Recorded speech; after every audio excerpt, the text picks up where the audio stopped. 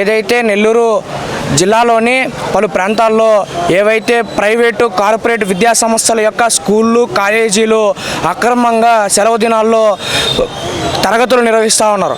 అయితే ఏదైతే విద్యార్థుల్ని తరగతులు నిర్వహించే దానికోసం బెదిరింపులకు గురిచేసి ఎవరైతే విద్యార్థులు ఈ ఆదివారం రోజు కానివ్వండి రెండో శనివారం రోజు కానివ్వండి తరగతులు నిర్వహిస్తే రాకుంటే వాళ్ళ మీద కఠినంగా చర్యలు తీసుకుంటాం అనే విధానాల్లో ఈరోజు ఈ యొక్క ఏదైతే ప్రైవేటు ఇన్స్టిట్యూట్స్ వ్యవహరిస్తూ ఉన్నాయి.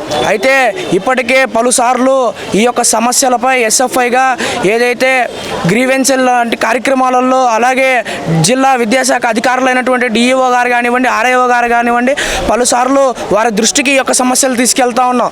అయినప్పటికీ ఇప్పటికీ కూడా ఈ యొక్క సమస్యపై ఎటువంటి పూర్తి స్థాయి చర్యలు అనేది తీసుకోని పరిస్థితులలో ఈరోజు ఈ యొక్క ప్రైవేటు కార్పొరేట్ విద్యా సంస్థలు ఏవైతే ఉన్నాయో వీరు అక్రమంగా ఈరోజు ఈ యొక్క రెండో శనివారం అలాగే ఆదివారం రోజునటువంటి సెలవు దినాల్లో తరగతులు నిర్వహిస్తూ ఉన్నారు.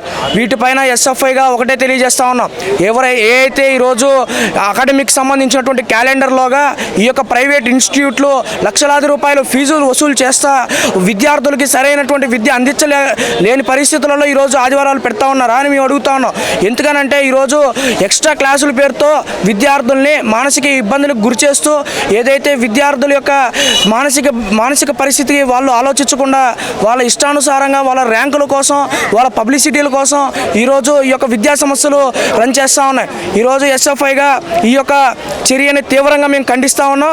ఖచ్చితంగా కూడా ఇటువంటి ఏవైతే సెలవు దినాల్లో ఈ యొక్క ప్రైవేట్ కళాశాలలు ఈ విధంగా తరగతులు నిర్వహించడాన్ని మానుకోకుంటే ఎస్ఎఫ్ఐ నెల్లూరు జిల్లా కమిటీగా రాబోయే రోజులలో పెద్ద ఎత్తున పోరుబాటు పడతామని చెప్పి తెలియజేస్తూ ఉన్నాం.